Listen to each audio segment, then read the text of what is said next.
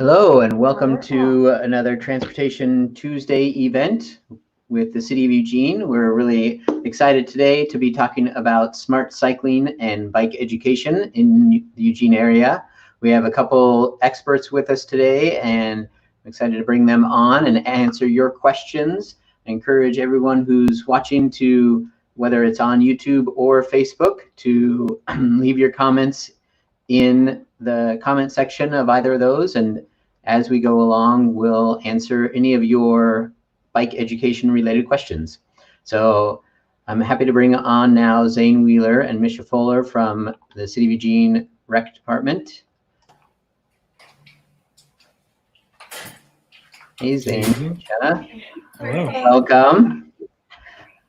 So as a way of introduction, I mentioned before, I think I'd like you to start off talking a little bit about how you got started in education, around bike education, but first telling us a little bit about one of the first things that you remember from that you learned. So after you learned to ride a bike and figured out the balance and the basics of riding a bicycle, what were some of the first things that you remember when you were young learning about riding a bike?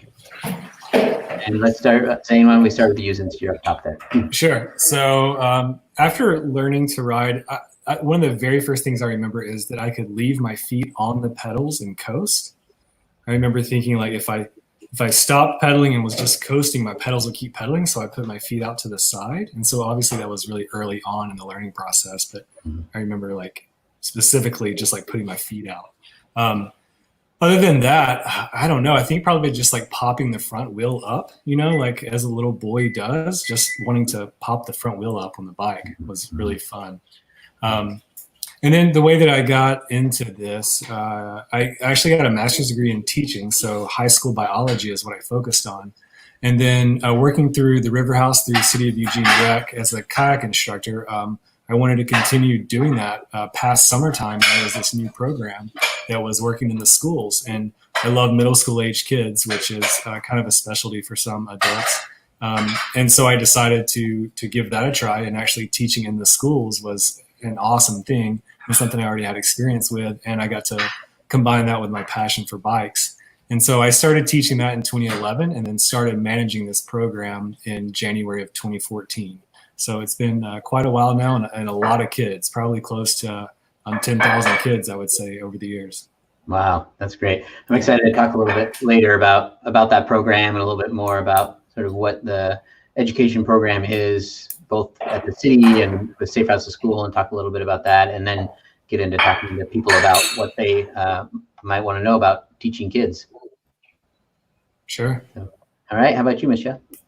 Okay, so one of the things that I remember learning on bikes when I was a kid was this sort of like body movement, and you might call it pumping if you were on a BMX track, where we had these ditches in my yard, and so you like push your front wheel down to go down, and then you kind of lift up when you're going up, and it was just it felt very natural as a kid of a way to get up and down these ditches.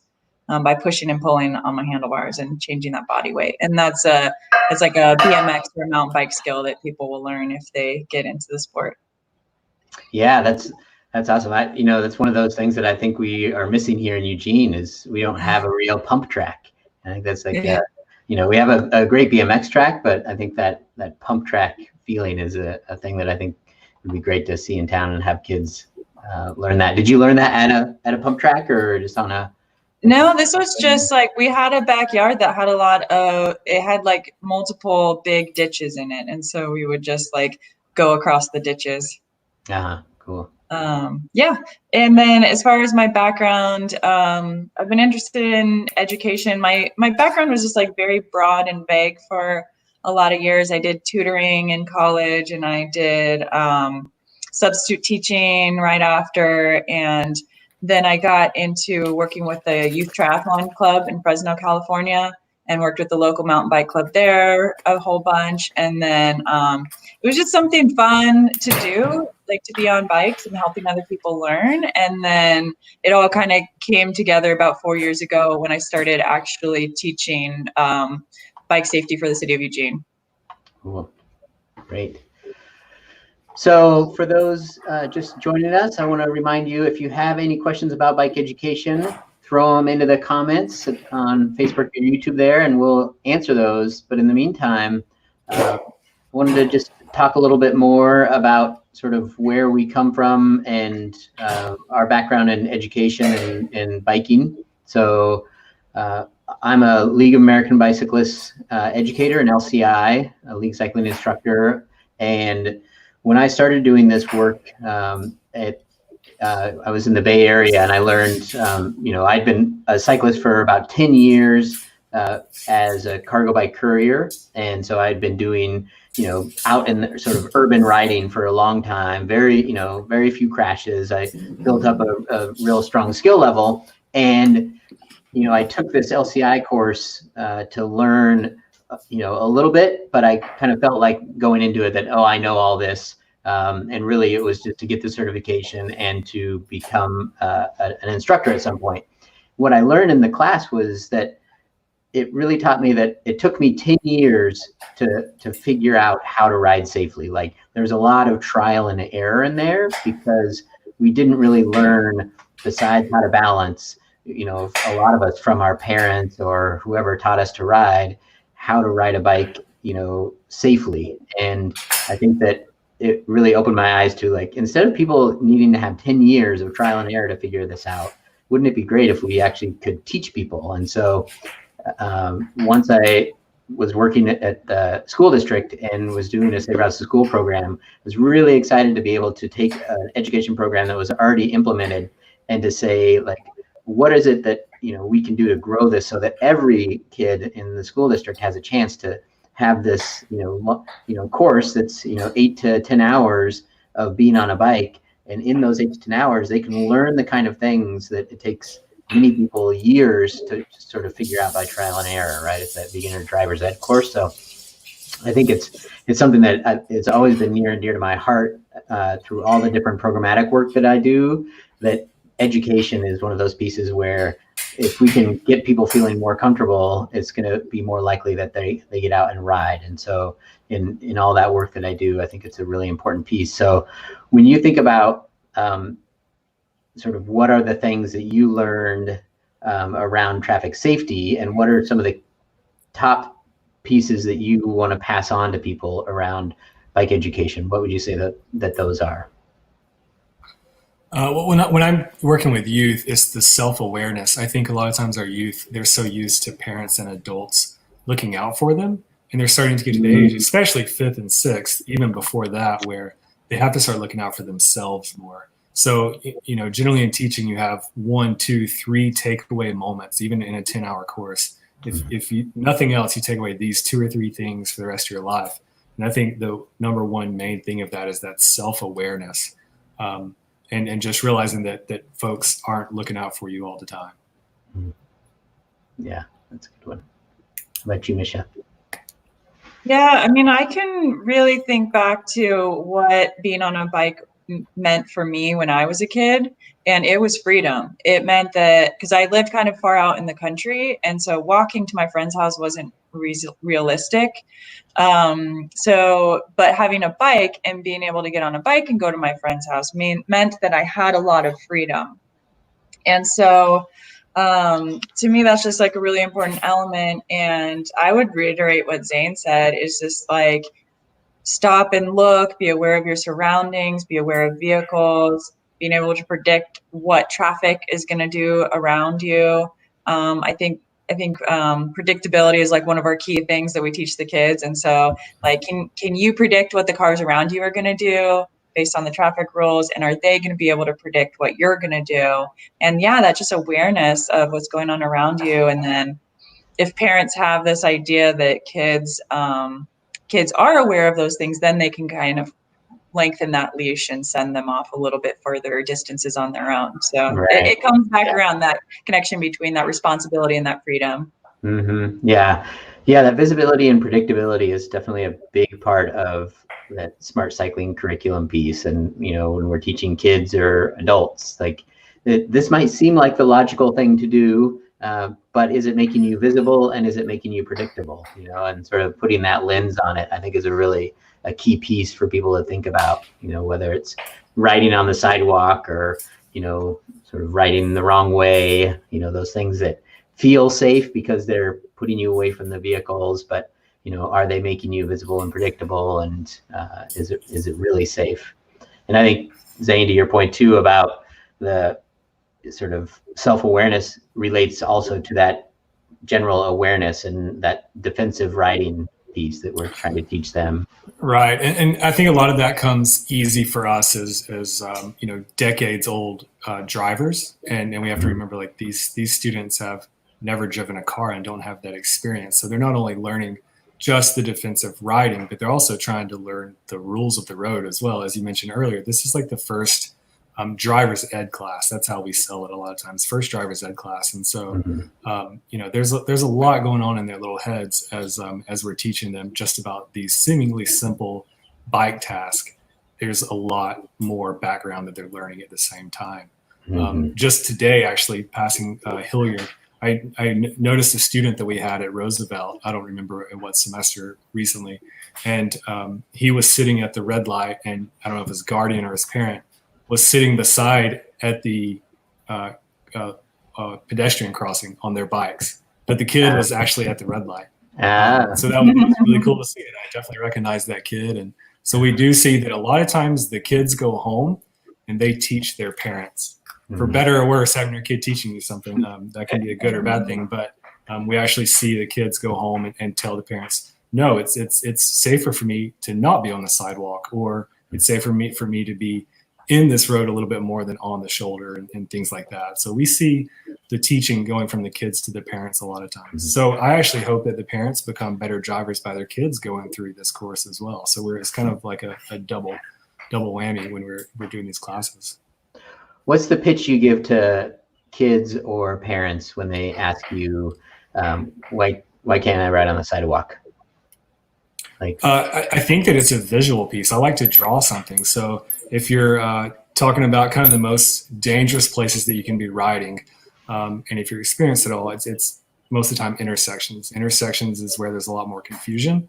And so if you look at a stretch of block where you have seemingly no intersections if you're riding on the road, and then you draw the sidewalk, at that point, every driveway is now an intersection. So if you're on the road, you have 0 intersections. If you're on the sidewalk, now you may have 7 to 9 intersections on a block. So it's a good visual to show. And generally, when you're crossing that intersection of a sidewalk and a driveway, most of the time cars are going backwards, which we don't see well going backwards. So it's a good visual, and it's easy explanation in some instances to show that. Yeah, I think those are all really good points. And then one that I always add in to bike safety class is the differentiation between a pedestrian and a vehicle. And when you're on a bike and you're using it for transportation, you're a vehicle, and vehicles don't belong on the sidewalk. And if you're not walking, like, we can become a pedestrian and walk on our 2 feet if we need to walk down the sidewalk to be a little bit more safe in a busy intersection. But yeah, definitely. Sorry about whoever has background noise is kind of distracting me. But yeah, that's something I just differentiate is, like, your vehicle, you belong on the road. In addition to all those things that Zane said, those are all super key practical pieces. Right. Yeah. It's like sidewalks are engineered specifically for people walking, right? They're engineered for walking speed and walking visibility. And that's what I think, that's one of the things that I like to raise too, is that you can ride on the sidewalk. Just recognize that they were built for walking. And if you want to ride on the sidewalk, that you have to go at about a pedestrian pace, and you have to be aware that you have to stop really quickly, and that every driveway is an intersection. And so if you are going to drive on the sidewalk and you want to be safe, you have to do it in this way that really isn't that fun. It doesn't make, riding fun. And the things that we like to do are, to go fast and sort of experience the, the thrill of riding. And it's hard to do that. But if you need to do it in a pinch to avoid, feeling unsafe or something like that, you can do that. You can ride on a sidewalk, but just be extra conscious of what, hazards there lie in. And, for youth under 10 years old, then we try to then a lot of times we recommend being on the sidewalk. So it's kind of a cool thing too for a lot of our youth that are 11 to 12 to 13. It's like, hey, you're now older than 10 years old. So now this is the next step, right? And so that's a good way to kind of convince them as well that this is the okay thing, not being on the sidewalk. Right. Yeah, like they're not little kids anymore. They're not on training wheels. It's time to ride in the bike lane like a big person. Mm-hmm. Yeah. Yeah. No, that's a great point. Yeah. And I know when I ride with my kids, you know, that they're now getting to that point. My daughter is just turned 11, and then Gus and Ben, my twins, are 9, soon to be 10. And so they, you know, and they're really experienced riders now. And so when we ride, we're always in the street. But there are still times for them where they don't feel comfortable riding on certain streets, especially if they are out on their own, because they are starting to ride to some places on their own. And they'll, you know, ask me like, oh, can I ride on this sidewalk? I'm like, no, that's a really quiet street. You don't need to be on that sidewalk. But others, you know, are busier streets or other areas. They know that they have to ride with traffic and sort of all those things that go with that. So it's really interesting because, you know, I'm also, besides an educator, I'm also really an infrastructuralist. You know, I really feel like the infrastructure dictates our behavior, and we need really good infrastructure to help people feel comfortable so they can ride more. And so, you know, protected bike lanes and neighborhood greenways and bike boulevards and those kind of infrastructure things, so that, you know, if you go to a country that has that great infrastructure, it feels a lot safer and a lot more comfortable to ride.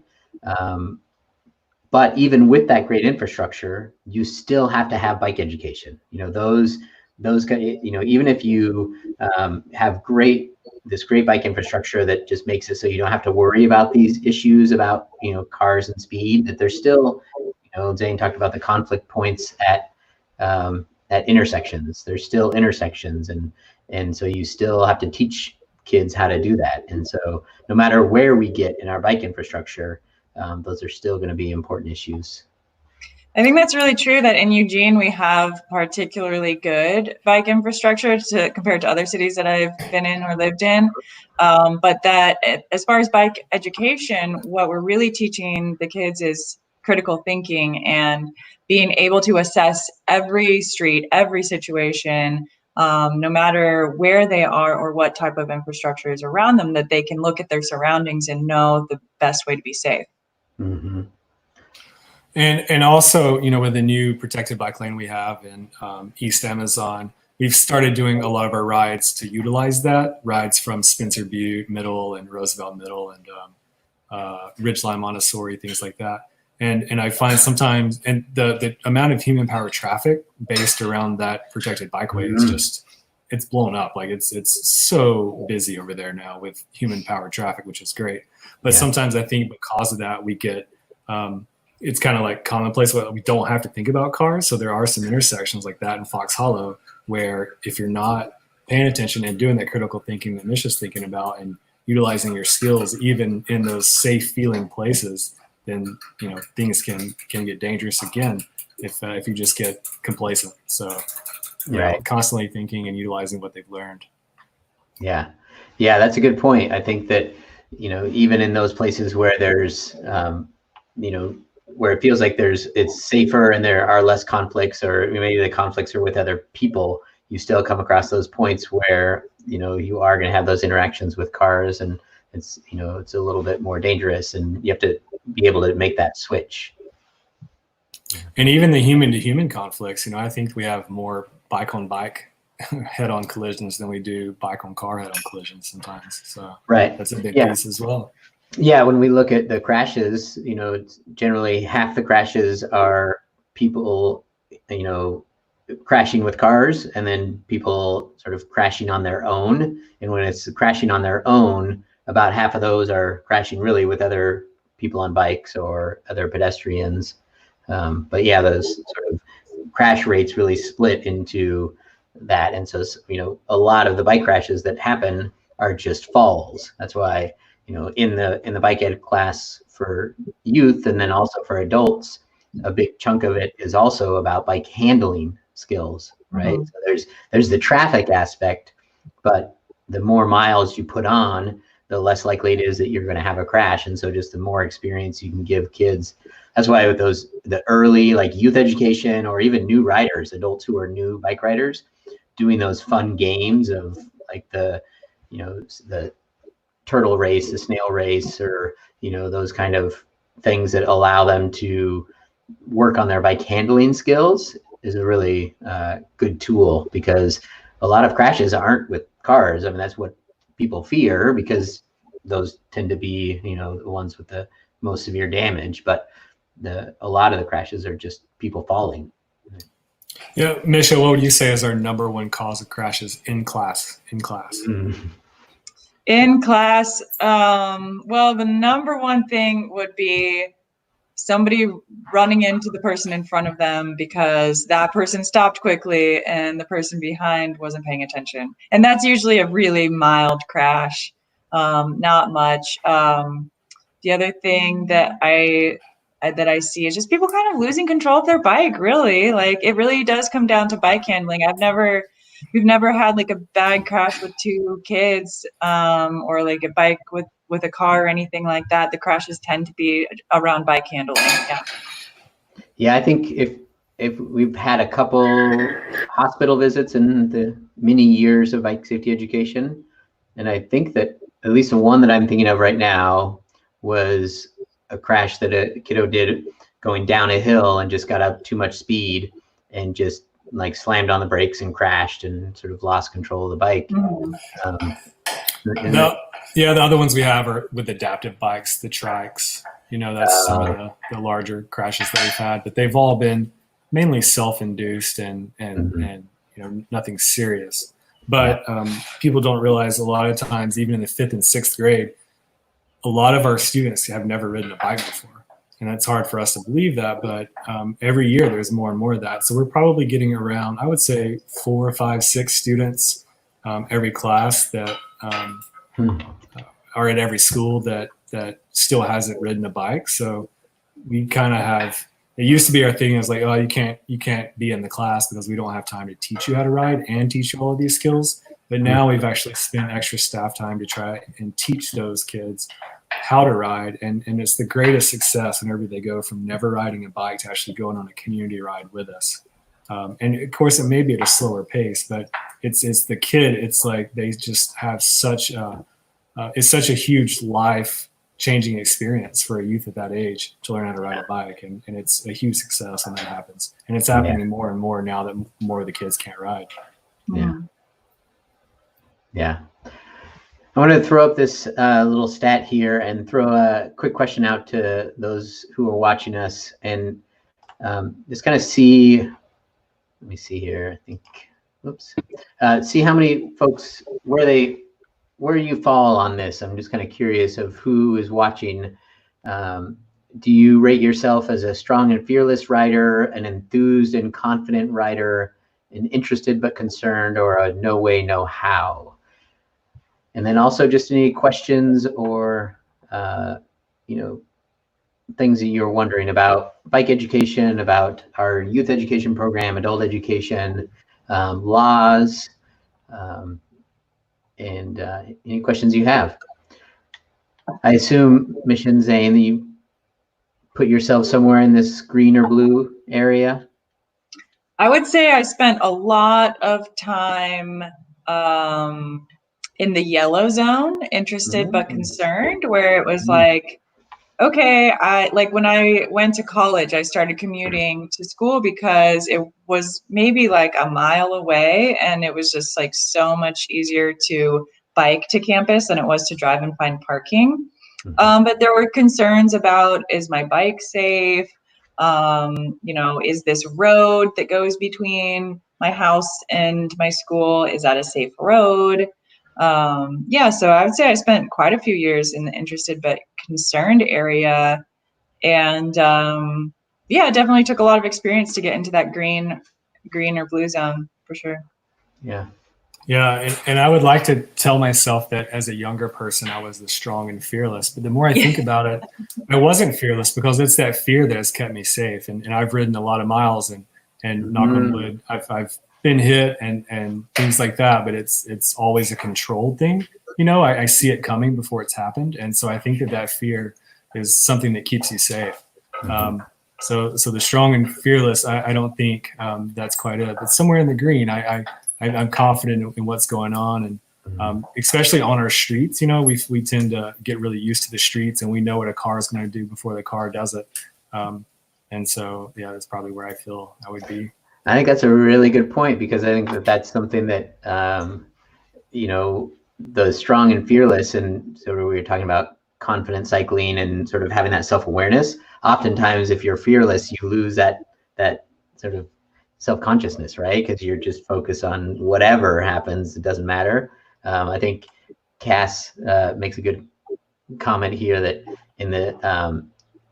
in times that she's been strong and fearless, something's always happened to humble. Yeah. That's exactly it. So is life. Fearless isn't necessarily a good thing. Yeah. Yep. Let's see. Yeah, a lot of enthused and confident folks watching us. So Claire and Ophelia and Richard and Sue, and some enthused and confident and strong and fearless thrown in there too. So definitely we do have some an interested but concerned.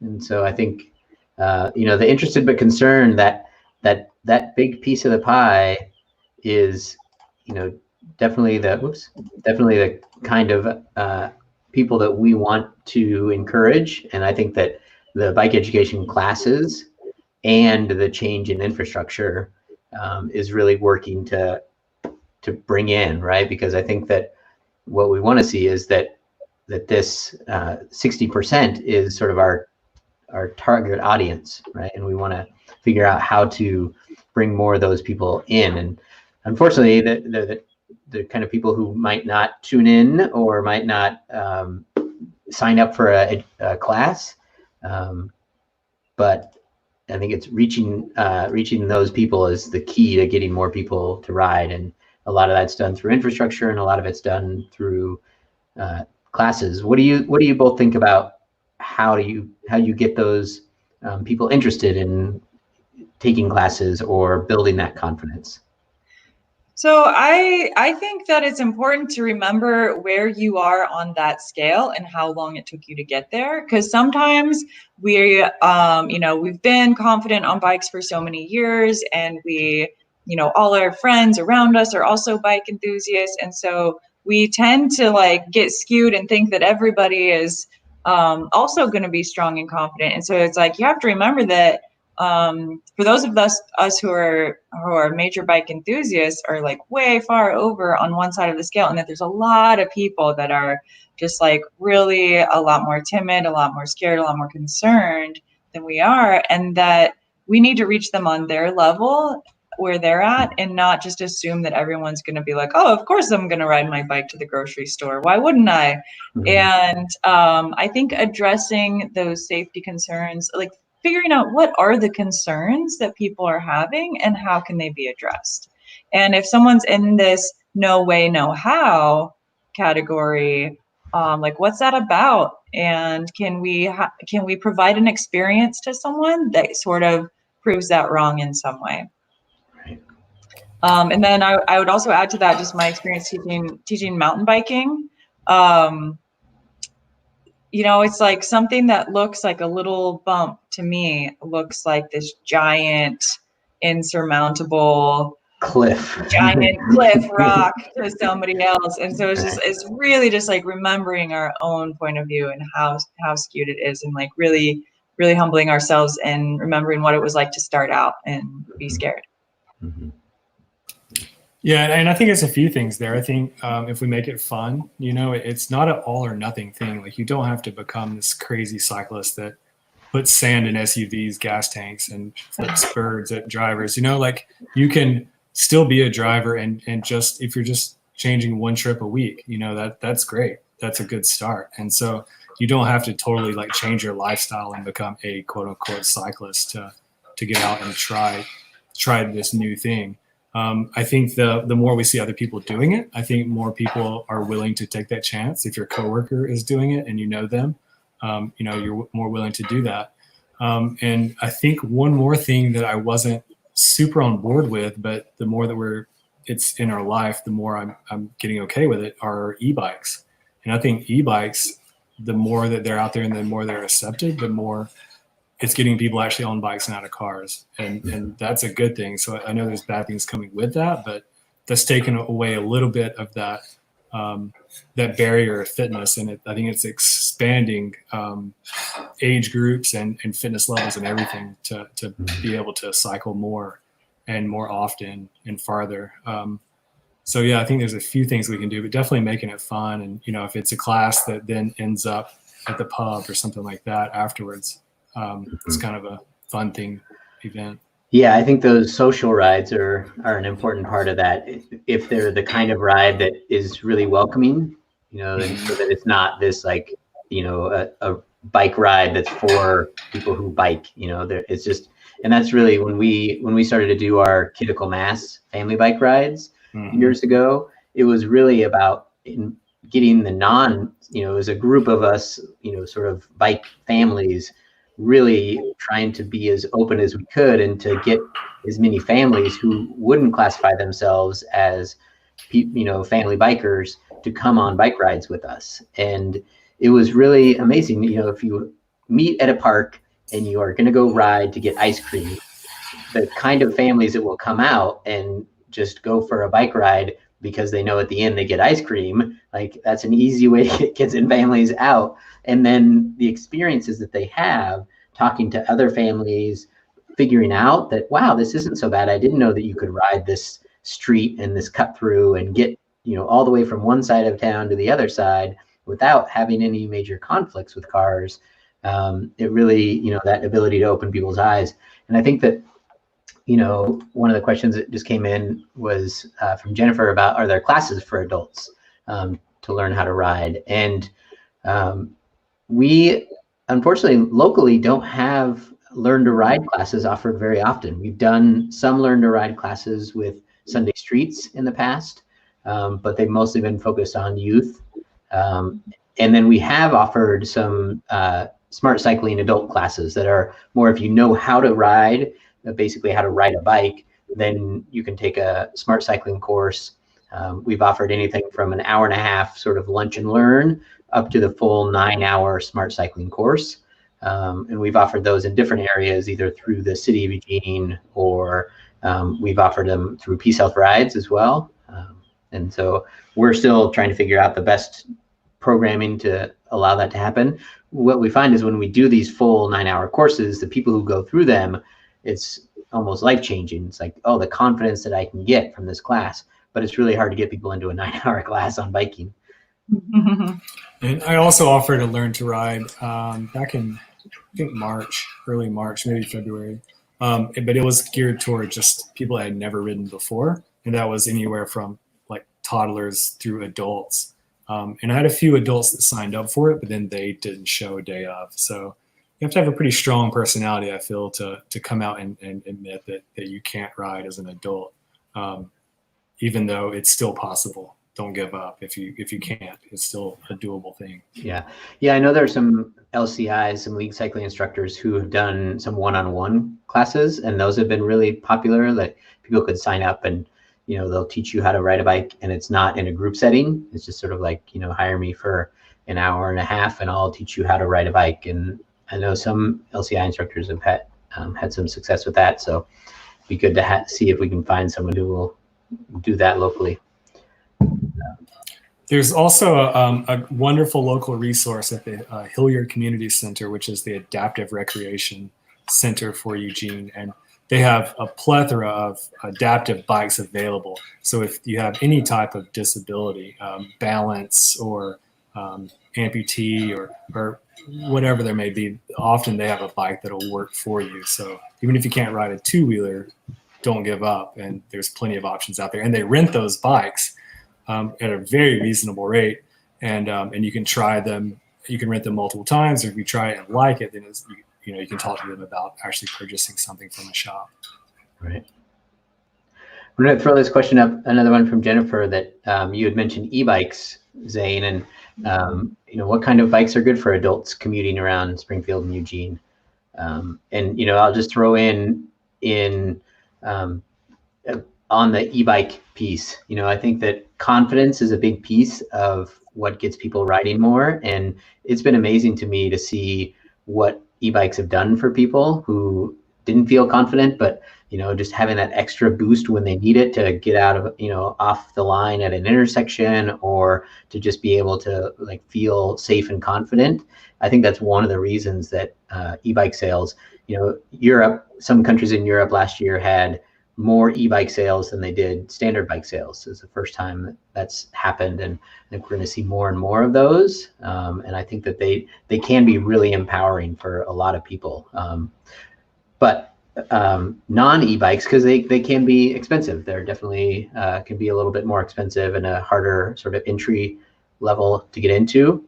But I think that we're really lucky locally, and that we have some great bike shops, everything from used bikes up to high-end road bikes. And so I think finding a shop that has the kind of bike that you're interested in, and going and riding, a lot of different bikes and seeing what feels good to you. I'm definitely a big advocate for having a bike that, feels good to you. And oftentimes for people who are just beginning, not going for those road bikes and mountain bikes that are going to get you down and sort of more aggressive style, but really being upright. I'm a big advocate for people to, if you're just trying to learn and get comfortable riding an upright bike, whether that's a hybrid or a city bike. What other tips do you all have? Oh, I have so many answers for this question, because I spent about 4 years selling bikes in bike shops. It was just a part-time job that I had while my son was in school, and I didn't want to work full-time. So yeah, I sold bikes for many years, and really it's an interview between the bike salesperson and the person who's looking to bike, because it's like, what's your experience? What's your goal? How fast are you trying to go? Like if it's somebody who's brand new to riding, I would say get a wider tire bike so that you feel a little bit more stable. Get something that's 2 inches wide. If it's someone who's like, oh, I'm really confident riding, I want to get there faster. Okay, you're maybe ready for a road bike or a commuter with a skinnier wheel. So yeah, there's just such a plethora of specific types of bikes out there that it's really a one-on-one question and answer session that you're going to want to have with someone at a bike shop. That's my best advice. Good fenders and a good lock. Mm. Cable does not count as a lock in Eugene, so it must be a U-lock and or a heavy chain and good fenders. Mm-hmm. Yeah, and that's like maintaining a bike is super important too, because if your brakes aren't working super well, you're not going to feel good on that. If you haven't pumped up your tire to the right amount, it's not going to feel stable. Yeah, so whatever bike you have, maintaining it well is going to make it a lot more pleasant to ride. Yeah, and I think that's a good sort of plug for shopping at a local bike shop, in that, if you get a bike and you buy it new, you sort of break it in and then you take it back in, and they, there's always this breaking in of the bike, and they'll dial everything back into you, and you can build a relationship with them. And it's a lot less expensive than taking your car to the mechanic shop. It's, it's very affordable to, do the maintenance pieces. And if you do those maintenance pieces, the expense of actually replacing parts doesn't happen for a lot longer. For some people, it's hard to make that initial purchase, and going used is great. If you're careful and find either your bike friends, or I know that some people even will, just like when they buy a car, they'll take it to a mechanic to get it checked out before. And definitely, if you're going to buy a bike used, you can ask the person, hey, can I take this into a shop and just have them give it a once over, and either go with them or take it into the shop and have them do a once over and say, oh yeah, this looks in great shape, or, well, if you get this, you'll have to replace the drivetrain or whatever. You'll know what you're getting into. Yeah, that's so important, because you can buy a bike for $100 and it actually needs $200 worth of work to make it really functional. Because when you're talking a chain, brake pads, maybe it needs new tires. If the drivetrain is messed up at all, you're talking even more. And so yeah, if you're buying used, have a friend who knows bikes better than you, or take it to a shop before you buy something used. Yeah. Yeah. Jennifer had also asked if the Learn to Ride was at Sheldon last March. Did you do a Learn to Ride there, Zane? Yes, that was it. Yeah, we had a good turnout, even with challenging weather. Had some really good success stories there of some youth that was, it was. I hate to use the word life altering too many times, but the kid and the grandmother were really happy. So That's great. And then this one's kind of a long one, but I'm going to throw it up there. The one from Sue about a lot of parents. I'll take myself up. And I think that it's true. I've been seeing parents and kids out riding, and I think, as a parent with kids home, there's not a lot of ways to get out and exercise, and when there's no playgrounds that are open, and there's concern around the parks, it's a great time to get out and just go for a walk and go for a ride. And I know I've walked more blocks of my neighborhood with my kids in the past 2 months than I have in years. And I think that the same thing is happening when you look out there and you go out on a walk. I've seen that family clearly is a family who hasn't been riding a whole lot, but I'll see them out there quite a bit now riding, and it's really great to see. And I think Sue's question of what do we do to encourage them and to promote that in some of the less bikey parts of town? What do you guys think about that? Well, the May is Bike Month is one thing. We actually went ahead with that, and even though we couldn't really promote group rides or scavenger hunts or anything like that, we tried to develop some stuff that was more kid oriented. So we did something like a bike bear hunt, where kids get points for finding stuffed animal bears that are in people's windows, or they get points for finding birds or finding different animals. And just a fun way to encourage them to get out and look at the neighborhood a little different and have a little bit of math involved with that. And so that's a way that we've tried to encourage that. I wouldn't say that's necessarily in any particular part of town. But that's one way that we've tried to keep things going a little bit. We're on a fine line, though, being a city organization of promoting too much when we have stay-at-home orders.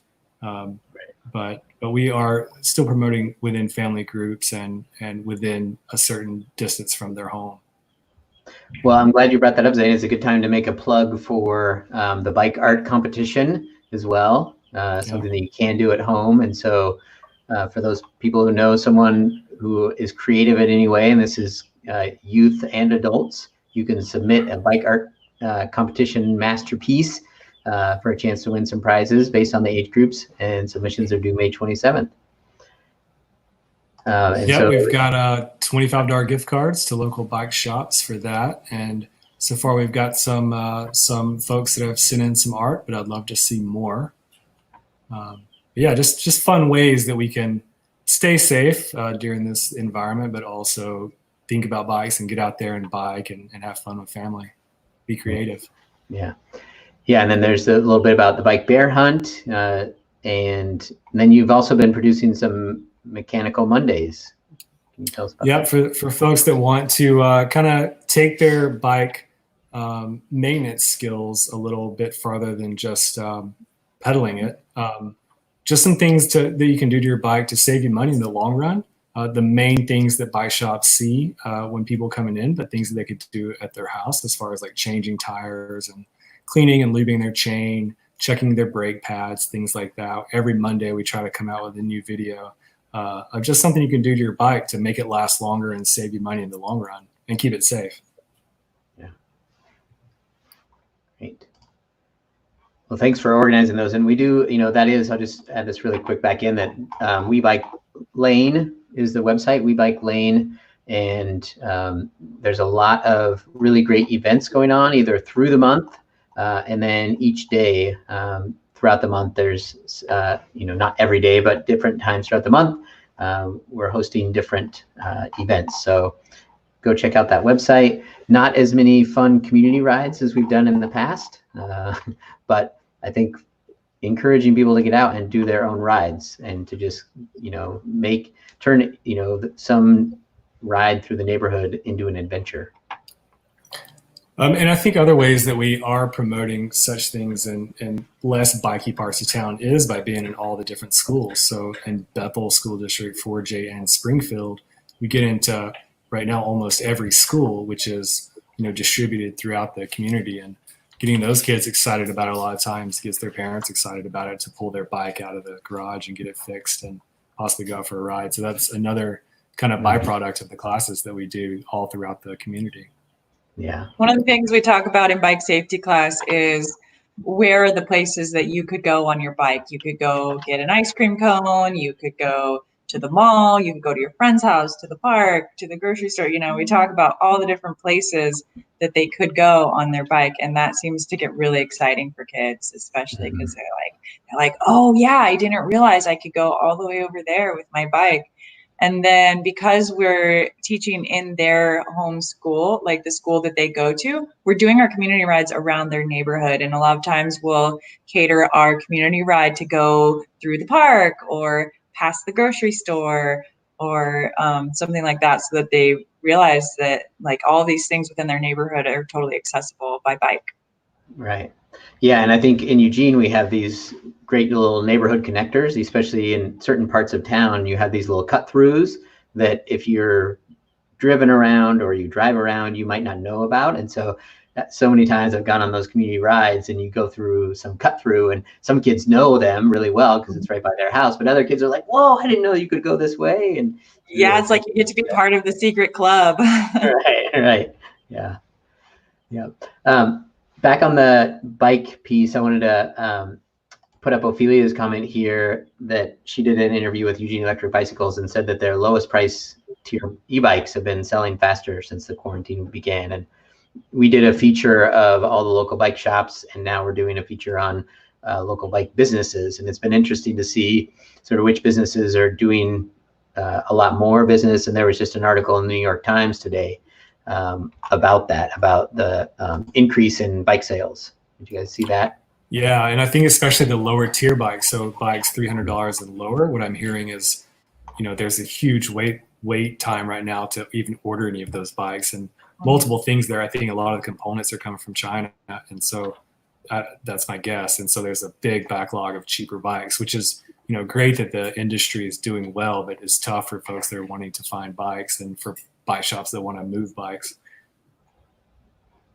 Yeah. Yeah, I thought that I was actually really impressed with this article, How to Have a Safe Family Bike Ride. They actually had some really interesting points in here about, riding during COVID and being safe that way, but then also just how do you, ride. And actually I won't show that little piece there because that answers one of the little trivia questions I was going to throw up here. But, it talks about wearing a helmet and sort of safe riding skills and starting in a parking lot and make it a game, make it fun. So I definitely encourage someone, to go find that article and give it a quick peruse. And brings me to this other point that Harry brings up here, which is if you build it, they will ride. And I think that's, one of the main reasons I think people are out riding is because they were feeling safe, that there's a lot less traffic. And so people feel safe in that environment. And we do have that, a pretty good biking infrastructure, especially when there aren't a lot of cars out. But some of that infrastructure isn't quite connected well enough yet, right? And so we have the Ruth Bascom River Path and we have the Amazon off-street path.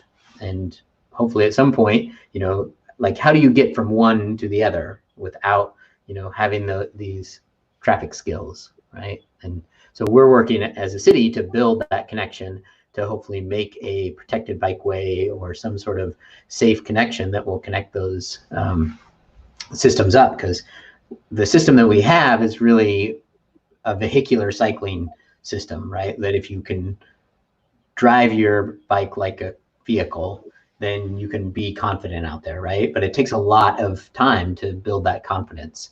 And so we need more places where people can build that confidence by not having to be a vehicular cyclist. Yeah, what's coming to mind for me right now is the balance between the community responsibility and the individual responsibility, where it's like, as a community, yeah, let's build the infrastructure. Let's talk to our city council or whoever makes those decisions. I don't know. But yeah, and make sure that we're funding bike infrastructure as a community, and then as individuals that we're getting that education around being safe in traffic. And so we can navigate those spaces where maybe there isn't a bike lane, or maybe a busy street or something like that, where we're working on getting the infrastructure, but it's not there yet. Yeah. And then I just have to put this comment up there, Zane, just because Jennifer's comment is so sweet here. Oops, that kind of cuts us off. But that her daughter learned to ride on that day at Sheldon. So I think that's that's awesome, Jennifer. I'm so glad that y'all came out. It is. I don't know what it is about a bike and that freedom piece that Misha was talking about, but once a kid learns it, it just, it's just an amazing thing. And I think that we have more impacts like that I just don't know about, but it's great to hear that it made that much of a difference for the child and for the family. That's the big piece of this, is it just keeps spreading. Yeah. Yeah. Oh, Claire just put up a really interesting comment about educating drivers to be aware of cyclists being permitted to take the full lane. I think driver education is like important as well as bike education. Yeah, and something that we do, it's little, but we send out a parent letter to every youth that we have in our classes in the schools, and it's tips on how to drive around cyclists. What to expect, what they're expecting, just how to do it. So another piece where we try to educate more than just the student. Yeah. My son used to come home from biking somewhere and he'd be like, "Mom, I was doing it right and somebody was honking at me in the parking lot." And it's just like, what can you do? Like, you're doing the right thing. Just wave and say hi. And the drivers are going to honk at you if they don't know what the rules are. Right.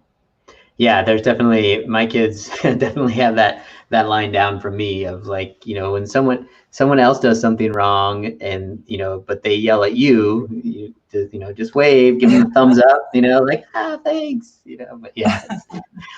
And, I will make the plug for the Oregon Friendly Driver program. There is an education program for drivers, and the Safe Lane Coalition has sort of picked up the torch of doing some of those classes where they'll actually go out and educate professional drivers, whether that's bus drivers or people who drive as a profession. But then they've also offered some community classes, and it's been really fascinating. I taught some of those classes towards the beginning, and going to talk to like EPUD about for their drivers who are out all the time, and the kind of questions they have about like, why do cyclists do this? And to Claire's point, just bring that up so other people can see that. That the education piece around cyclists can take the full lane, and when you might do that. This is a good little comic here. Oh, is that not going to show up clear? Let me go back and fix that. But just this idea of like, when do you take the lane? What do you tell people, Zane? Like, and then Misha, like, when can you take the lane? I definitely tell kids that if it's not safe for a car to pass you, like if there's not enough room for a bike and sorry, I don't know what I'm doing with my hands. If there's not enough room in the lane for there to be both a bike and a car side by side, it's better for you to take up that whole lane. That's mostly when I tell them to take the whole lane. And a lot of times in the around our schools, we have relatively narrow streets with a lot of street parking. So looking at door zones, some pretty bad crashes from doors opening up. So that's definitely a spot too, where a lot of places we're riding with the kids, we ask that they take the lane. Or if they're turning left, it's something that we try to teach. And it's a very challenging thing to teach because you feel very vulnerable in that position. So that's one of our most challenging things I think we teach is a left turn. Mm-hmm. Yeah, and I think for me it's pretty much if you're riding on a street that doesn't have a bike lane in Eugene anyway. This is certainly not applicable in all places, but in Eugene, if it's a street that doesn't have a bike lane, it's probably a street that is a little bit more of a quieter street, and it's most likely that you'll want to be in the middle of that lane.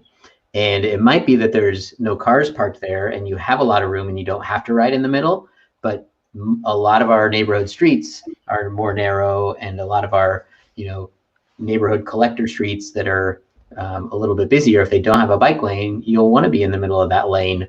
And so use that as sort of your starting point, and then sort of move over to the side as it's safe, to where you're visible and predictable, to kind of bring it back to those points. Mm-hmm. Of, being visible and predictable. And I think that's definitely one of the things we see the most dangerous, besides the riding the wrong way, riding on the sidewalk, or not, yielding when you come to an intersection, just sort of blowing through. Those are where a lot of the crashes are happening, like wrong way ridings and not following the rules. But the next piece is sort of that timidness of being on the side makes you less visible and more likely to get passed really close. And so when people get, one of the most common crashes is people get right hooked, so that as you're riding along, a car passes you and then turns in front of you. And that's one of the most common crashes. And that's less likely to happen if you actually take the lane. If you're taking the lane, they'll either wait behind you or they'll pass you with lots of room. And when they, we find that when people do that, then the right hook and even the left hook, people coming from oncoming traffic, is a lot less common. Looks like that just did not want to come through clear. So, yeah, Claire says my response when being honked at is to wave and smile. I think that's the best response you can have, because any negative response just, adds more negativity to it. So. Oh yeah, and we totally teach that to the kids too. Like, I'm supposed to be here. I'm following the rules. Mm-hmm. Where it's just, yeah, like we like a lot of times the kids will know the traffic rules and the vehicles around them won't, and they'll be like, the cars are honking at us, and we just kind of say, okay, yeah, we're not all the drivers know how to follow all of these rules. Right. That's part of what you have to learn how to deal with as a cyclist. Yeah. That's a good teaching moment for sure. Yeah. Someone asked a question, I think it was Jennifer again, about where they can find information about for drivers on what to expect and what to look for with cyclists. It'd be good to have a refresher. And I'll just make this plug again. Oh, it looks like it just doesn't want to load. So the Oregon Friendly Driver program, if you just Google Oregon Friendly Driver, there are different classes that are offered around the state. It's a statewide program that's happening in Bend, Portland, and Eugene for now, but other communities are picking it up. And there are some resources on there. There's a course material, and they're actually creating a video. So if you want to, show your loved ones or just show people, you can say, hey, here's some good resources for you besides the classes that they offer. And also on the Eugene Springfield SRTS.org, the Eugene Springfield Safe Routes to Schools website, we have for every grade, we have a curriculum now that teachers can utilize for their students that aren't in the classroom. And I'll put on there something for adults and parents as well for driving, just some bullet points. I'll try to get that up there tomorrow so people can check that out too. That's great. Just some bullet points on what to look for. Great, yeah, and there are. I've been really impressed with those. We brought those up. We had a Safe Routes to School transportation talk, and Sarah and Lawton were on, and we were talking about those resources. And I think it's a great resource for families who are at home and they want to go out and ride more with their kids, but they're not, confident that they know the rules of riding, or they want to have material for their kids. And so I'll just bring that up. The remote learning section there that has K-3. The walk and roll challenge is going on right now. And then Sarah mentioned too that this 9th through 12th grade material is actually really great for adults. So if you're an adult who wants to learn to ride, that this Learn to Ride tip sheet from Safe Routes to School is a really good resource. So this is at Eugene Springfield SRTS, which is Safe Routes to School, Eugene Springfield SRTS.org. There's some really good resources on there. We've had good response from teachers with that, helping with curriculum. And also we've had the PE teacher at ATA has been inspired enough to put out a survey to the students to see who needs bikes. And he's going around and collecting bikes and gear and money to try to get his kids bikes and then utilize the curriculum so that he can help them get out there and be safe and learn to ride. So I found that was a really cool grassroots effort that he's putting in on that, and really proud to see that. That's great. So we had a question come in from Debbie about when turning left. And so maybe one of you want to answer this. So where do you need to wait? Is it best to stay out of the intersection? Maybe even talk about different ways you can make a left. Yeah, we teach 2 different ways to make a left turn. One is like the 2-stage turn where you go straight and then you go straight across the other road. And then the other one is to, go ahead and signal, get over there in that left turn lane, and it's okay to occupy the space of that turn lane while you're waiting for the oncoming traffic to pass. Mm-hmm. Yeah, and I think go ahead, Zane. Yeah, and the other one as well is if you just don't feel comfortable or confident, you can hop off your bike and become a pedestrian. And as I know, as a pedestrian, then we have right of way. And so that's another way if you're not feeling comfortable to do it. But if you're stopped in that left turn lane, which is going to be, close to the middle of the road, maybe even a little farther left, it still keeps an area open where cars can pass you on the right if there's enough space. But don't forget those signals either. Let people know what you're going to be doing. And utilize those signals just like you would your blinkers in your car. Mm-hmm. I think making that left turn from the turn lane or from the middle of the road is probably one of the hardest things to teach the kids, because it feels really scary and vulnerable being out there in the middle of the road like that with, traffic coming past you on your right, coming towards you on your left. And so we just teach them the judgment of when is this an okay street to make this type of left-hand turn on, and when is it a more busy intersection that I might want to become a pedestrian or make that 2-stage turn, and have that critical thinking about which type of turn do we want to make in each intersection.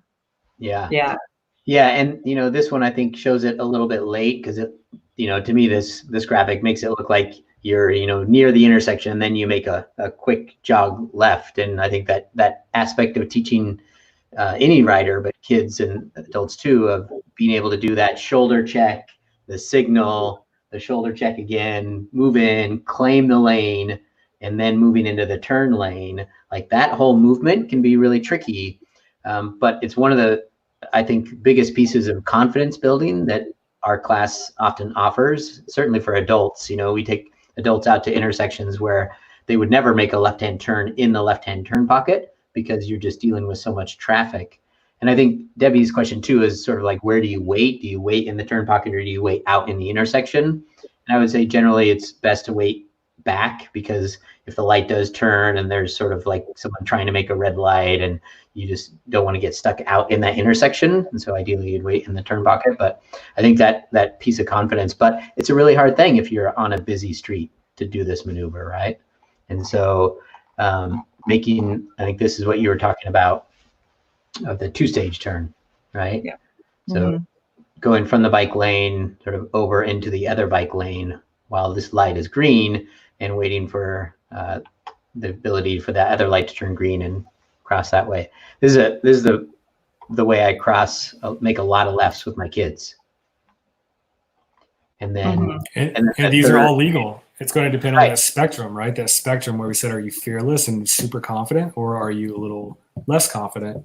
All these moves are legal moves. Right. Yeah. This one and this third one here, I actually do a little bit different in that I make the first crossing first, and I call this one with my kids a double cross. And so if we're coming to an intersection, I'll yell double cross, and they're behind me, and we'll go across the intersection, and then we'll get up on that corner, that upper right-hand corner, and wait over there as a pedestrian. And then when the light turns green, we'll cross in the crosswalk and then get down in the bike lane. And I think that's a question I get from a lot of people is, can I use the crosswalk when I'm on a bike? What do you guys think? That is a question we get a lot, and that is an okay thing to do if you're going the same speed as a pedestrian.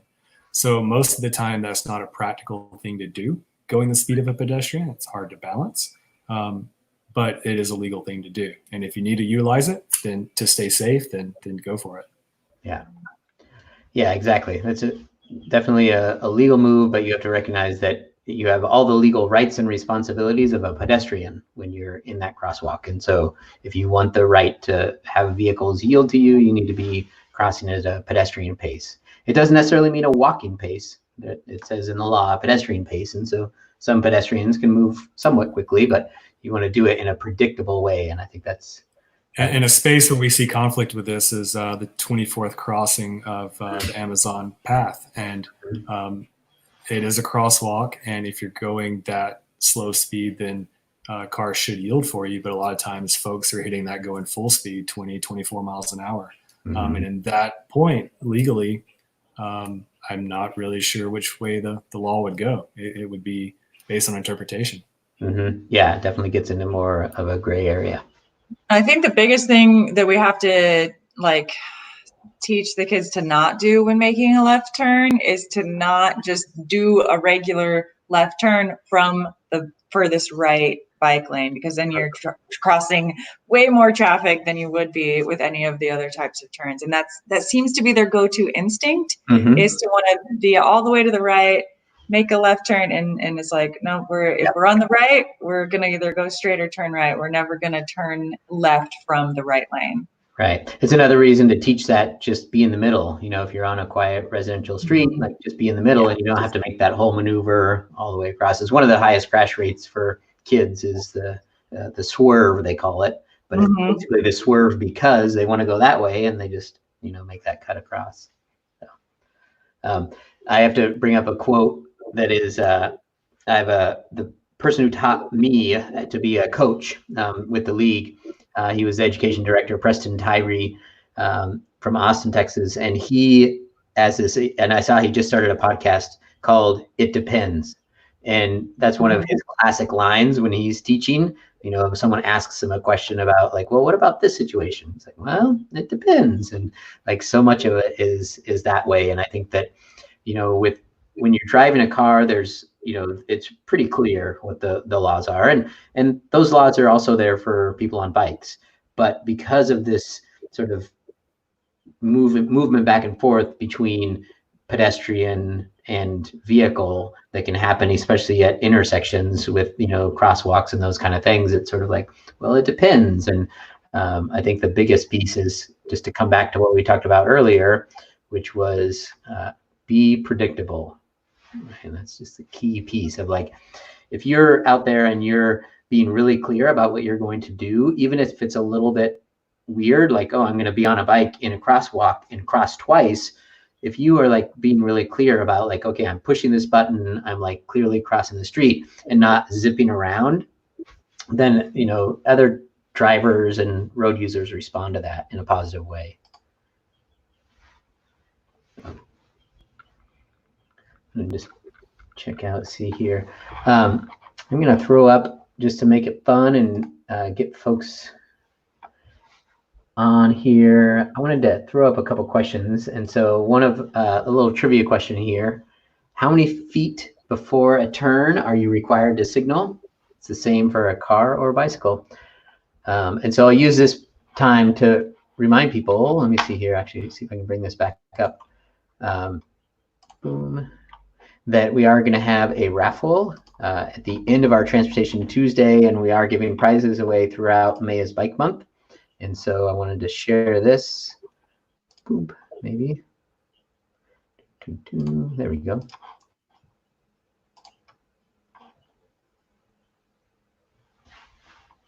And so we are doing a raffle, and I have this. So if you go to May is Bike Month and see all those events, if you tune into Transportation Tuesday or our Friday Fun Time and leave a comment, ask a question, interact in any way on our social media, we're going to be pulling all those names together at the end of the month. And we're going to be raffling off this great Burley trailer from local manufacturer or local company Burley, who was started here in Eugene, and is now making bike trailers. And they just started manufacturing a new kids seat, which is a pretty cool thing. So if you have an answer to that question, let's see if anyone got this right. All right. So we got our first answer from Debbie Anders. Is that the right answer, Zane? Put me on the spot on that one. Yeah. Yes, it is. Yep. Yeah. And so it looks like we had a couple of folks get that one right. Jennifer. Oh, Claire's 1 foot short. That's right. Probably wouldn't ticket you for that. So that's right. 100 feet is legal for both person on a bike and person riding. So if you're riding your bike and you need to signal, what are some of the things you guys talk about when you talk about signaling? I constantly tell the kids, tell me what you're going to do, not what you've already done. They'll get through the turn and then they'll give me the signal. It's like, it's too late. Tell me what you're going to do. Yeah. So that's the main thing. And also a lot of times if you're waiting in an intersection, especially if you're turning left, and you're waiting there for a while, you give the signal to get to your waiting position. And then when it's your turn to go, because you may have put your hand down, go ahead and give it again. Remind people again what you're going to do. There may be new people at the other parts of the intersection. So giving that signal multiple times, especially if you have to wait at an intersection for a bit, is a smart thing to do. Right. Yeah, I always remind them to make that turn signal really visible, because you'll get kids that are like timid and they're like doing this or like this, or, and so it's like, no, like I'm turning left, put your arm all the way up. Or like, I'm turning right, like I tell them to make their arm like big and visible. And like this doesn't quite count as a visible turn signal. Yeah. Yeah. And then I think, I get the question from a lot of people is like, is this, the correct signal for, turning, or like, what are the best ways to signal? And, I say, well, you can also just point where you want to go. And, if you want to stick out your right hand and say, I'm turning right, then you can do that. But I always put the caveat on there in that, one, this is on the opposite side of traffic, and that they might not see it as well. But if you're trying to communicate to everyone else besides the cars behind you, it might be a really clear way. But then also, if you make this signal, it means that your left hand is on the brake. And, and then we teach, which side of the brakes do which, and the left hand is the front brake. And if you grab that in an emergency maneuver, you're going to lock up that front wheel and go over the handlebars potentially, right? So yeah, those are the exact same factors that I teach them, is like which arm is going to be more visible to the traffic around you. Because like some of our bike lanes have the bike lane on the left side of the road, some of the one-way streets like High and Pearl. And so in that case, yeah, definitely use your right hand. That makes so much more sense. And yeah, like thinking about which turn signal is going to be more visible, which brake is on, which hand is on the brake. Those are all factors that we tell the kids. Yeah, I say if you're going to use this signal, I use my thumb. And so I'll use it like a pointer, and I'll just kind of go like, I'm going that way, as a sort of pointer. Well, the thing that the kids do is I'll teach them that, where I'll be like, yeah, I'm going that way, but then they'll end up like doing this. Like, that's their turn signal. It's really funny. And also when we're differentiating, we've got 35 to 40 different experience levels. And so for the kids that are really new and aren't possibly comfortable riding with just one hand, which you have to do when you're signaling, then we have them audibly yell out which way they're going. And obviously that's not helping with a car behind them, but it's still teaching them the skills, and it's teaching their brain to think that they need to be doing something. So as their biking skill gets better, then their brain's already thinking they need to be doing something, and they can start to use their hand as they get more confident. Yep. Here's a question about signaling as well. Do you teach the signal when coming to a planned stop? That's a good question. I do not teach this signal, because earlier when you asked what is the most common accident that we have a bike safety class, it's one kid stopping and the one behind them running into them. And so just taking your hands off of the off of the handlebars to give that stopping signal. It gets really tricky with the timing and the bike handling and everything. So we teach them to yell very loudly, stopping. And then, so we have a chorus of kids yelling out there in the neighborhoods. Sorry for people taking a nap.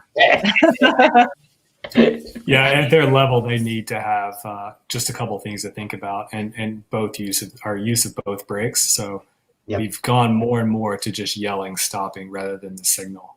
Yep. Yeah. And that's a good group riding skill as well. Yep.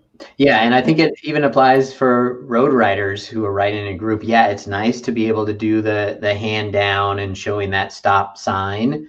But oftentimes, you're in a road ride and you're watching the front wheel or just sort of watching right in front of you. And so hearing that, stopping is a good cue, because it doesn't matter so much to the car drivers. Like the signaling your turn really matters in that communication piece. If you have a car that's behind you, that's close enough that they're going to see you signaling and have to react to that, that's a dangerous situation already. So, I'll use it when I am coming up, to an intersection and there's a car right behind me. I'll be like, hey, back up. I'm like stopping here. But, I think we teach the stop sign in our adult classes too, stop signal, but we definitely talk about the other ways of communicating that with other people. I have one other thought about signal. Oh, I was also going to say, we talk about pointing to where you're going to go. And sometimes I'll use the straight as well, because I'll be coming to an intersection and I'll see a car that wants to turn left, and I'm coming to the intersection. And I'm like, do they see me or do they think that I'm turning here? And I'll be like, I'm going straight through this intersection. And I've definitely had people like, oh, stop, like, oh goodness, I didn't realize you were going straight. And so anything that you can do to make that predictable behavior.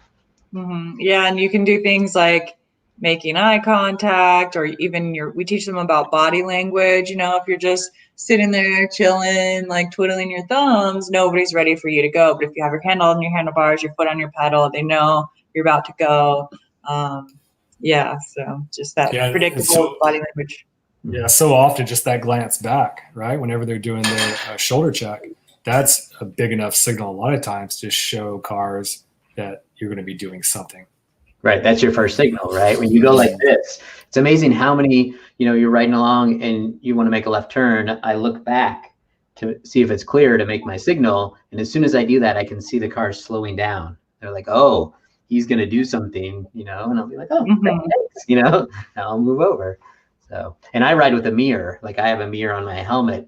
And so I can see what's going on there, but, I'll do a double check, but then also I'll just use it as my signal. Like, yeah, okay, and now I can go. So I'm going to throw up another little trivia question for those watching. And so this is something about getting ready for the ride. And so before you go out on a ride, this is something that we teach in our classes, both youth and adult ed, and it's the ABC Quick Check. And so if you know what the ABC Quick Check stands for, throw that up in the comments. Just a reminder again, anyone who comments or asks questions throughout, we're going to be entering into raffle. So throw those questions up there. What are some other things that you guys talk about when someone's getting ready to ride? What are some of the key things that you encourage people to do to get ready? We always talk about the personal safety check. So I always teach it head to toe, so it's a little bit more systematic, where it's like, okay, your helmet, are you wearing the right clothes for the weather? Are your pant legs gonna get caught? Are your shoelaces gonna get caught? And just being on your personal body, safe from head to toe. Mm-hmm. And especially with the youth, we ask them to check their attitudes, like, are they in the right mindset to go for a ride and to be a friendly riding partner? That's a big piece of it as well. Yeah.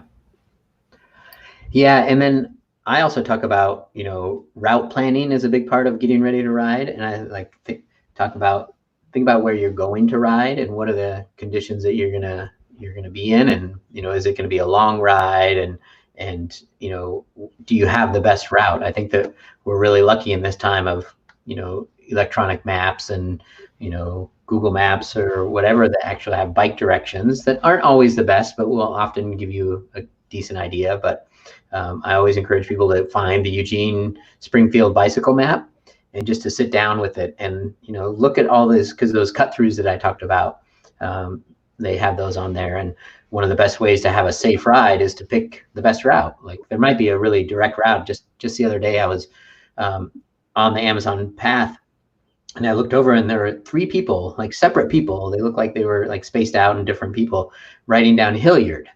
And I was just like, that's such an interesting choice to ride down Hilliard, right by 30th Avenue. When you've got Alder, 1 block there, that's this great bike boulevard, neighborhood greenway, and the Amazon path, which, some people might want to avoid now because of overcrowding. And but to be on Hilliard, I just think, one of the safest things you can do is to find the best route. And a lot of people don't necessarily know what those are. Yeah, I wish we had more time in our classes to cover more like route finding, and that would probably be one of the first things we would add, if we had like extra days in a class, is to figure that piece out. Yep. Okay, so we have a mix of answers here, and no one's gotten all the points yet. We do have Sue gets the first 3, so that's the ABC of the quick check. Air brakes and chain, definitely the more important aspect of them. And then, it looks like maybe, Jessica Frank, of course, one of our bike educators, comes on to give us the full answer. I'll throw up another one that someone got part of it right. So I think we got air brakes, quick release. Oops, that was the right one.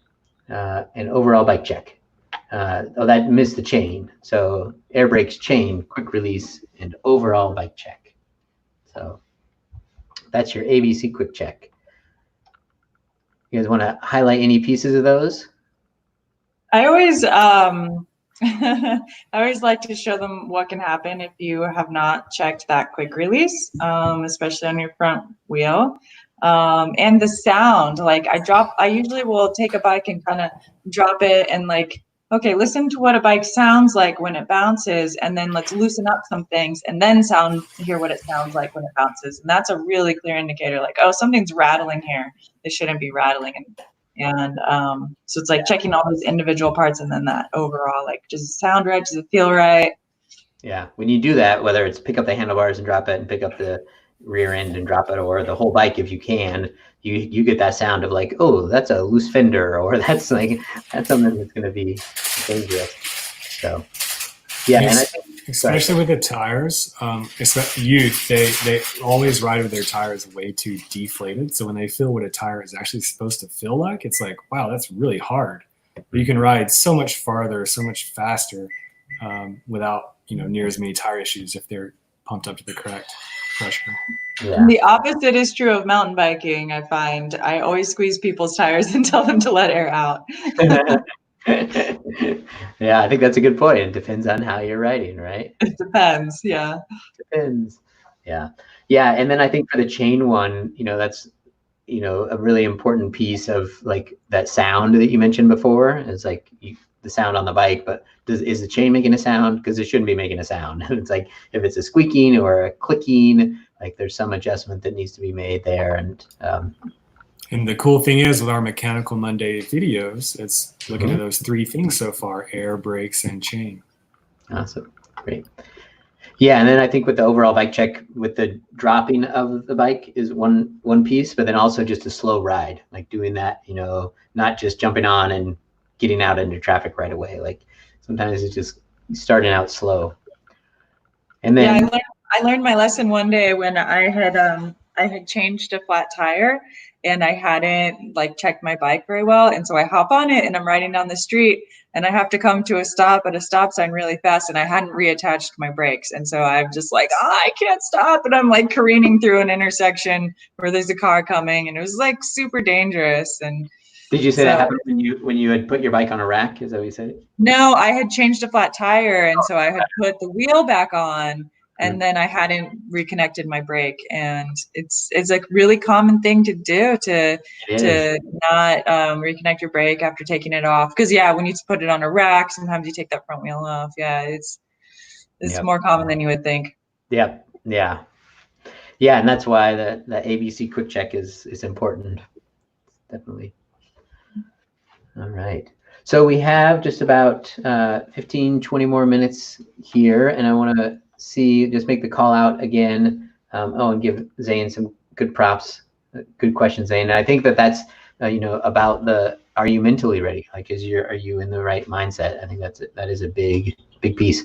There's a great People for Bikes ad that's out there called Shed the Monster, and it shows this guy who's like, he goes to the fridge and the milk is empty, and he's like trying to, and he goes out to go get milk and the car's gone. He's like, "Rrr!" And he gets on his bike and he takes off, and he's like, riding his bike, and then he's all like, "Oh, this is nice." And he's all like, werewolf kind of face. And then it like slowly like sheds all this fur. And so I think even if you're not in the right mindset when you start, oftentimes riding the bike helps you shift into that right mindset. But you just have to be safe, like get there first. So. Oh, and Jessica, one of our bike educators, chimes in and says, with the mountain bike kids, we added D for derailleur. Yeah, that often gets picked up in chain, but I think it's also a good thing to talk about that ABCD, that derailleur. I think it's one of the most intimidating parts of learning your bike. Also to spell. It's a really hard word to spell. Jessica did a good job with that. Did you get that right? Yeah. She got it. Good job. Yeah. I think there's some debate. There's a great, what started out as a podcast and now he does videos and a lot of other things called The Path Less Pedaled. And he had a whole episode on how do you say derailleur, and about the like proper way of saying derailleur and spelling it. So it's really, I highly recommend it. And then Debbie also calls out, and you mentioned this personal safety check, is the A is air, but I think adjust helmet. I think that personal safety check is a really important thing. We see so many new riders riding their helmets, way back on their head, so you can see the forehead and, straps hanging down under here. And I know that's a big part of the bike education class, and it's certainly something we teach with adult ed even. Properly fitted helmet. So, all right. So any other questions? If not, I'll go. I think I have one other trivia question here. Anything else that either of you want to highlight around education while I look up this piece? One quick thing on helmets. A lot of people think when you're doing a bike safety class that it's like a helmet safety deal. It's all about helmets. And we do obviously put a large emphasis on helmets, but we also teach the kids that they actually have to utilize their helmet. They've done a lot of other things incorrectly. And so the helmet is not the end all be all. A lot of other things go into it before the helmet comes into play. And there's no guarantee the helmet's going to work. So utilizing all the other skills, predictable, visible, legal, before the helmet's ever needed is really the key way to stay safe. It's not just wearing the helmet. Yeah, if we're talking about helmets, I think it's also important to remember that foam has a shelf life, and your 15-year-old helmet is probably not going to do its job if you were to get in an accident. So it's worth getting a new helmet, however many years. Or if you do take a fall on a helmet, it's rough when you're bike racers because you have these kind of expensive helmets, and if you take one crash on that helmet, you basically have to get a new one, which I have done in my bike racing days. But yeah, the quality of a helmet or the age of a helmet is important as well as the fit. Right. Yeah, because even if you haven't had a bad crash on it, that styrofoam can deteriorate with UV light and just time, right? Because it's the styrofoam compressing that will save you, and if it's worn out, that styrofoam won't compress after it's been deteriorated. I think it's also good to note that the multi-sport helmets like skateboard helmets are designed differently, right? Because they're made to have multiple impacts, but usually a lightweight bike helmet is more likely to be the kind that once you have one bad crash, you need to replace it. So without any questions coming in, I want to highlight one thing that is to talk about a project that I've been wanting to do, and there's some I think Zane knows, and I'm just going to bring it up because I love the pictures of it. And that's this idea of a traffic garden. So we've talked about like how do you build people's confidence when they're riding and getting out on the streets. I'm so glad that we have our 5th and 6th grade education program in Bethel and 4J in Springfield, where we actually take kids out on the road to ride. But I think for a lot of parents, finding a place where they feel comfortable letting their kids learn those first basic pieces is an important part. And one of the picture in the upper right-hand corner is in the Netherlands, is one of the really coolest bike, just traffic gardens where kids learn to be pedestrians, learn to ride bikes, even pedal cars make it into the mix there. But we even have some examples in the US. This lower picture on the lower right is a traffic garden in Fort Collins, Colorado. The one in the middle there is from Seattle, Washington, somewhere outside of Seattle, Washington, that is resurfaced and painted abandoned tennis courts. Those are 2 tennis courts that weren't utilized very much in a park, and so they made it into this little traffic garden. And then this one here is out in our Public Works yard, out at Roosevelt Yard, something that we painted out there for Public Works Day.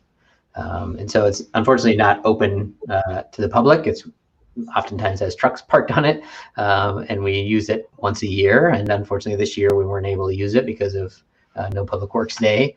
But it's, I think, having some of these, and I know that Safe Routes to School has talked about the potential of building some of these at schools, and we've talked about building even something like this piece here to give parents and kids a place to go to experience a traffic environment without the traffic. So, have either of you experienced any of these, or maybe Zane, maybe both of you guys can talk about sort of what you do to build that sort of environment at the schools now? Well, we've been talking about this for years, Shane, just you and I. So that's the most experience that I have is looking through it through your lens. But we kind of create our own, not necessarily in our classes that we do at the middle school, but when we're doing the Learn to Ride, we try to create little areas like that, not quite to that scale, but we create little things like that to make it fun. Mm-hmm. In bike safety classes, we use cones and these little round flat discs to sort of make a fake road, like the idea of the outside lines and the center lines. And so we kind of teach this concept of where you are in the bike lane. Are you in the middle? Are you in the right? Are you in the middle? Or are you the left side of that lane? And that idea of claiming the lane. And what I find is that it's really hard to translate this concept of this like cone road to a real road. And so basically in our little cone setup, we're just learning handling skills, we're learning our signals and learning some basic concepts. And then you really do have to be in something that simulates a real road in order to grasp this idea of lane position. Mm-hmm. Yeah, I think we're really lucky when we can go to those schools and actually find those intersections in neighborhoods that you can actually run the kids through intersections that on a quiet neighborhood street, because it makes all the difference. Like chalking it out, it just doesn't quite get there. But I think, if this is sort of the in-between piece where you don't necessarily have to be, have it chalked out, but you don't necessarily have to be at a real intersection. Jennifer calls out that she says, I love dancing with the traffic cop to Michael Jackson. And so that was to one of our old public works staff would stand in the middle of that T intersection there, and we'd blare Michael Jackson and dance as the kids were going around. It was pretty funny.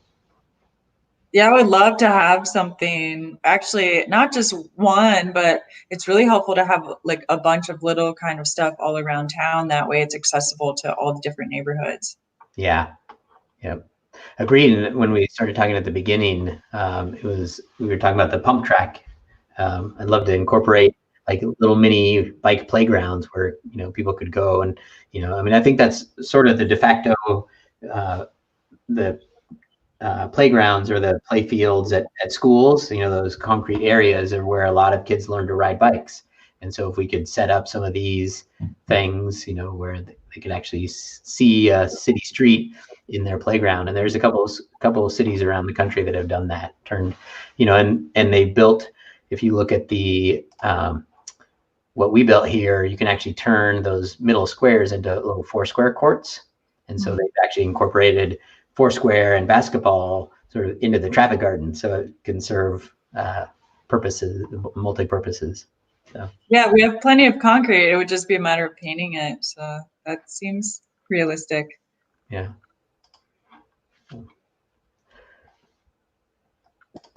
Yeah, Leah says we'd use something like this. Yeah, I would. It's been a dream of mine. I hope that eventually we can get one built here in Eugene. I think, building that one big one is great. I think it has a lot of potentials of things that you can do with it, but then also, like you said, those other ones sprinkled throughout the community to reach Bethel and Springfield. So, oops. And then this one, I guess there's Jennifer's daughter did a bike obstacle course for safety using chalk in church parking lots. I know that was actually one of my first bike safety classes that I took was in Boy Scouts. So I think that they're still doing the bike badges. And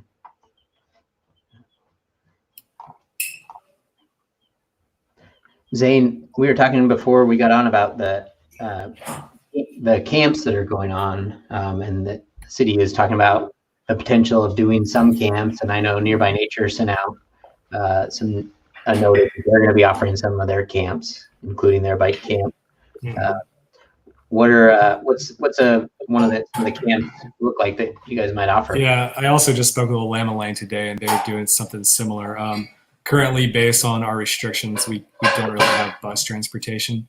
So we're mainly going to be utilizing bicycles to get around town with the youth.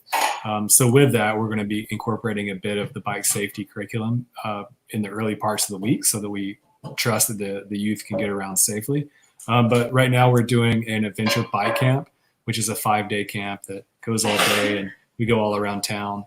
We're doing what we used to call our 4 Rs, which is just like a multi-sport camp, is now going to be based around bikes as well. And then we're going to do like skateboarding camp and things like that. And we may phase in other camps as restrictions lax a little bit, but right now we're really going to be focusing on the bikes, and that's going to be our transportation. Misha, you mentioned that you did some mountain biking classes. Where did you do those? And is there anything locally that people can do for those kind of classes that, Zane mentioned transportation is going to be tough. What are some of the best local spots that people can learn? I don't know if the River House is, that's where I've taught mountain bike classes in the past, is through the River House. I don't know if they're doing adult classes this year or not.